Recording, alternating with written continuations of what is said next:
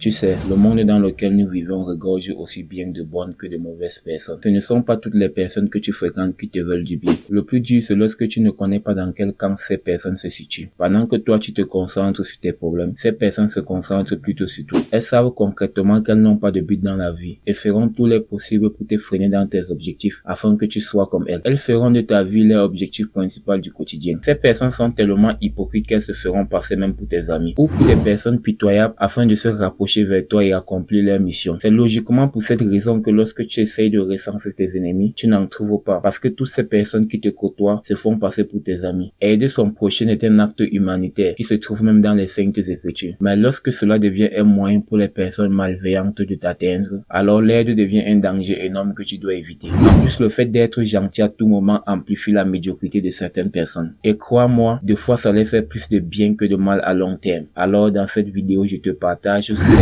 raisons pour lesquelles tu dois arrêter d'être toujours gentil. Reste bien concentré car à la fin de cette vidéo, tu seras convaincu que ta gentillesse doit avoir des limites. La première raison est que ta gentillesse rend les gens paresseux. Je sais que pour toi, tu rends juste un service à des personnes qui sont dans le besoin, mais tu ignores complètement le mal que tu les causes à long terme. Le fait que tu es présent à chaque fois pour elles crée une dépendance dont elles ne peuvent plus s'en passer. Ces personnes ne fourniront plus aucun effort car à la moindre difficulté, elles savent que tu viendras les secourir. Certes, tu arrives à résoudre temporairement leurs problèmes, mais imagine que tu sois indisponible. Qu'adviendra-t-il de l'avenir de ces personnes? Comme tu avais l'habitude de tout faire à leur place, que feront-elles maintenant que tu es indisponible? La vie sera encore plus dure et triste que ça l'aurait été quand tu leur donnais un coup de main. Tu te rends compte toi à présent que tu encourages la médiocrité sans toutefois le savoir. Mais il n'est pas encore trop tard, tu peux encore changer le cours de l'histoire. La deuxième raison est que ta gentillesse t'empêche de te concentrer sur tes propres problèmes. Tu vas constamment de gauche à droite pour essayer de satisfaire les autres en résolvant les problèmes que toi-même tu oublies tes propres problèmes. Chaque personne qui t'aborde te parle de son problème, mais personne ne se soucie que tu as aussi des problèmes. En fait, tout le monde s'en fout de tes problèmes. Pour eux, tu dois juste résoudre les problèmes. Les problèmes sont plus importants que les tiens. Tu es tellement préoccupé à leur venir en aide que toi-même tu ne t'occupes plus de ta propre vie. Tu te dis sûrement lorsque tu finiras de résoudre les problèmes, tu t'attaqueras aux tiens. Mais justement, le problème c'est que les problèmes de ces personnes ne finiront jamais. Elles auront toujours de quoi te préoccuper. Le fait que tu ne donnes pas trop d'importance à ta vie, à tes problèmes, finira par te rendre malade. Tu finiras par tomber dans une dépression que toi-même tu ne t'en rendras pas compte. Donc, ce que je te recommande, c'est de prendre aussi un peu le temps pour toi. C'est vrai que tu dois résoudre les problèmes, mais pense aussi à tes problèmes. La troisième raison est que tes ennemis se cachent derrière ta gentillesse. Nous vivons dans un monde complètement à l'envers, où l'hypocrisie est devenue une valeur propre à chacun. Les gens dissimulent leurs pensées, leurs émotions et voient même les personnalités pour arriver à leur fin. Si tu essaies d'y voir plus clair, ceux qui prétendent tout le temps qu'ils sont tes amis ne le sont pas du tout. Comme tout le monde sait que tu es gentil et que tu ne dis jamais non même dans les situations extrêmes, alors tes ennemis en profiteront pour t'atteindre facilement. Ce qui est marrant est que tu ne vas même pas t'en rendre compte puisque tout le monde fait semblant de t'aimer. En tout cas, c'est l'impression qu'ils te donnent. Parmi eux, il y a des gens que dans des circonstances particulières ne vont jamais te sourire, même pour de l'argent. Alors prends tes dispositions. Comme le dit un adage, vaut mieux tard que jamais. La quatrième raison est que tu détruis la vie des gens. Sans toutefois t'en rendre compte, tu détruis énormément la vie des gens en leur faisant croire que la vie est trop facile. Tu ne leur donnes même pas l'envie d'essayer eux-mêmes, de se challenger, de goûter au plaisir que l'on ressent lorsqu'on trouve la solution d'un problème après des jours de dur labeur. Tu les prives de leur faculté mentale puisque tu réfléchis tout le temps à leur place. Ces personnes auraient pu être une meilleure version d'elles-mêmes. Elles auraient pu réaliser les rêves les plus chers. Tu avais pour habitude de leur dire non. Mais à cause de toi, ça n'a pas été possible. Tu peux encore changer le cours de l'histoire en sauvant la vie de certaines personnes. La dernière et cinquième raison est que tu cherches l'affection. Lorsque ton but est de rechercher la reconnaissance ou de combler un vide qui est en toi, alors tu seras esclave de ta gentillesse. Ce qui se passe est que plus tu es dévoué à leur cause, plus tu te sens aimé. Lorsque tu te détourneras de leur cause, cet amour se transformera en haine. Et tu seras alors conditionné par cet amour. Ne cherche pas de l'affection avec ta gentillesse, sinon tu récolteras de la souffrance. Ta gentillesse est certes une vertu très rare que tu possèdes, mais à mauvais usage, elle peut devenir une arme destructive et créer des souffrances autour de toi. J'espère que dès aujourd'hui tu réfléchiras bien avant de filer un coup de main de façon continue à une tierce personne. Merci d'avoir suivi cette vidéo. C'était un Gabalito. Ciao.